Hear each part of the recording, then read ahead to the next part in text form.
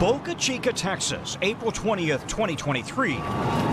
To the cheers of SpaceX staffers, Starship clears the tower as it roars off the launch pad. Booster after chamber pressure is nominal.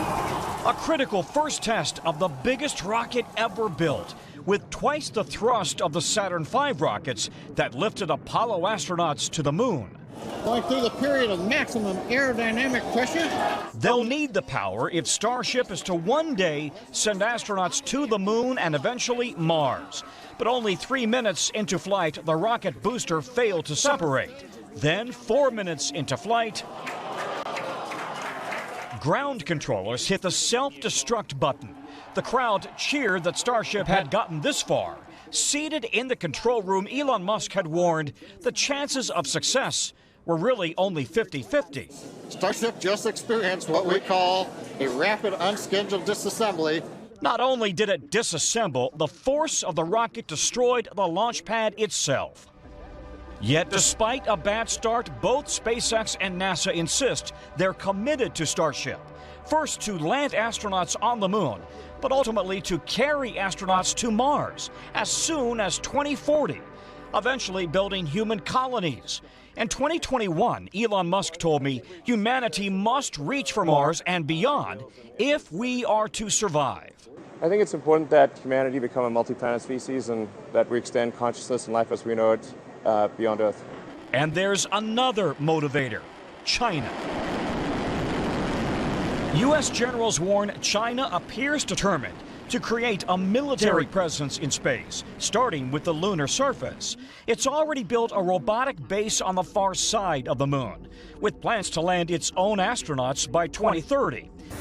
On Mars, only the U.S., Russia, and China have successfully landed robotic rovers, but the U.S. has had far more success.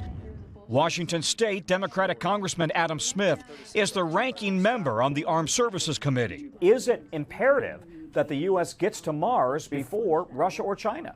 You know, China's a major power, we're a major power.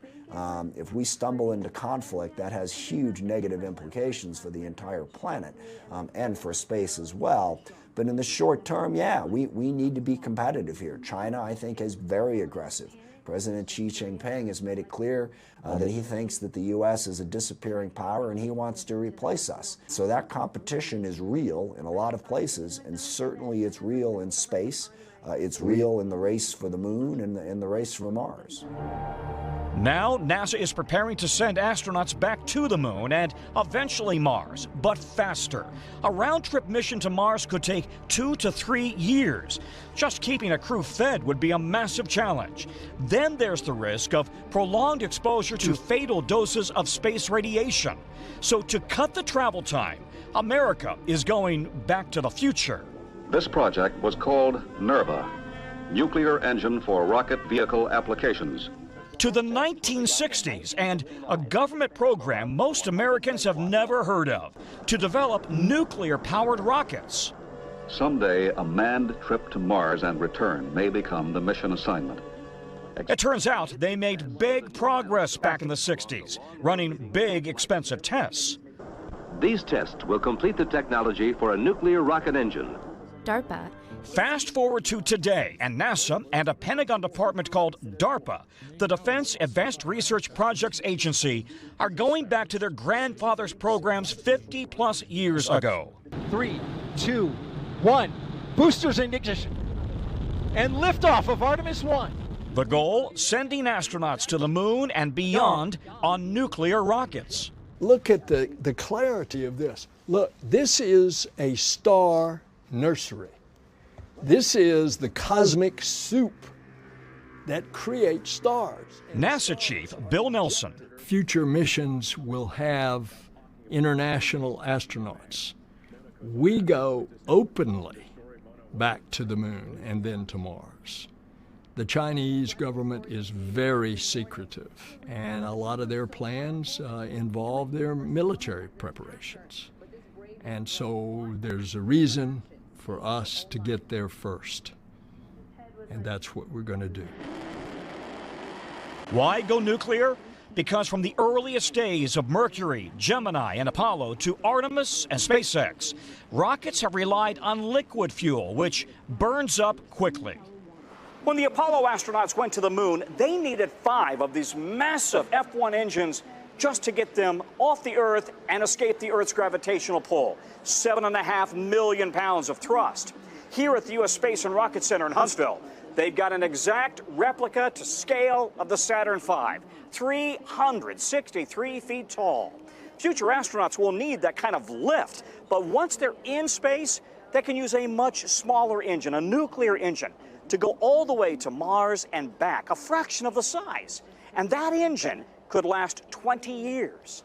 Wow, this is a big place. It's happening now at the Marshall Test Flight Center in Huntsville. It's not just theory. So what is this here? This is a nuclear test chamber. This is where they put components of nuclear thermal rockets, such as this fuel element here, and like the one that you're holding. These are the building blocks for America's future nuclear propulsion going to space. Yes. DARPA program manager Dr. Tabitha Dawson has pulled out the old blueprints and dusted off the test engines from the 1960s. But in the early 70s, the government canceled the program amid public concern about nuclear safety. Fast forward to today and an added geostrategic imperative. We need to look at what does the United States have which gives us that leap ahead advantage over our adversaries and our near peers. The Chinese? The Chinese and others. So we don't want to be on par with our adversaries. We want to be ahead of them. And we have the means to do so. And this is it, nuclear? Yes. Energy from fission is... And it turns out the U.S. appears to be light years ahead with nuclear rockets. Today, Dr. Stephanie Tompkins leads DARPA, created after Russia's Sputnik satellite caught America by surprise. Well, the technology from the 60s never was given a chance to achieve its full potential. So a lot of amazing work went into it. When I go back and I read the reports from those days, I am continually reminded that we all get to stand on the shoulders of giants. For the first time, men from Earth will set foot on another planet. Today's nuclear rocket program, called Draco, is different. Inside the rocket, a small nuclear reactor with graphite elements. Rather than using weapons-grade uranium, it uses high-assay, low-enriched uranium, common in research reactors, and capable of generating tremendous heat. Liquid hydrogen moves through the channels in the core, heating to 4,000 degrees.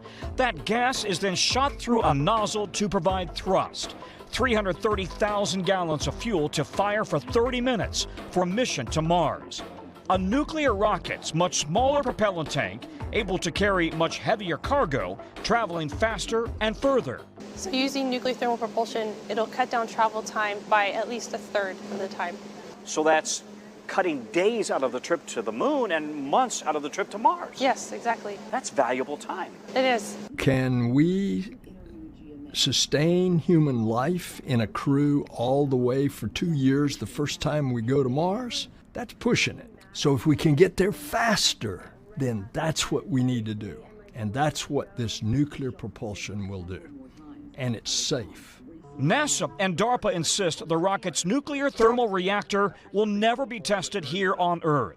So the Draco test will happen in space, the first since the 1970s, scheduled now for 2026 at a safe distance from Earth. If there were any sort of a nuclear accident in space when you're testing this, could that radiation come down to Earth?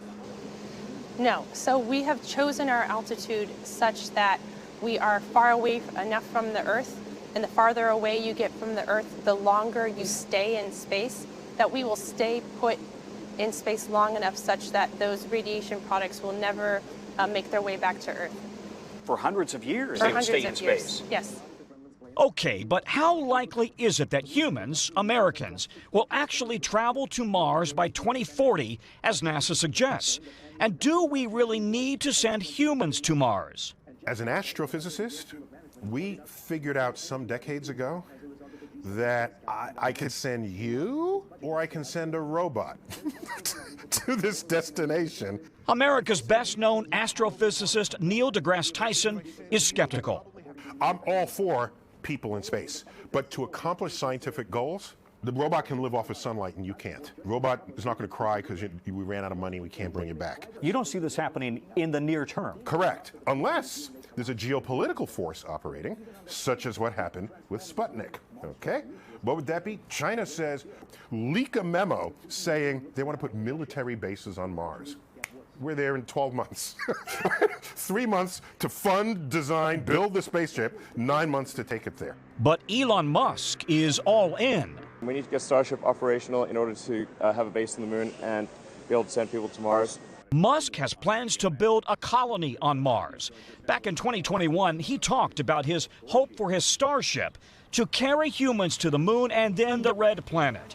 Because gravity on Mars is just a third of Earth's gravity, a rocket would not need as much power to return to Earth.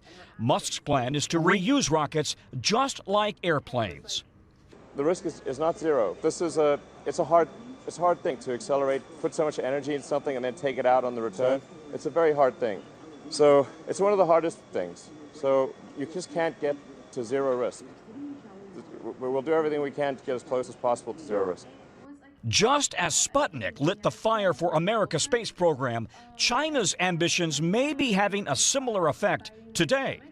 The fact that we now have a very aggressive competitor, I think all the more makes it a space race.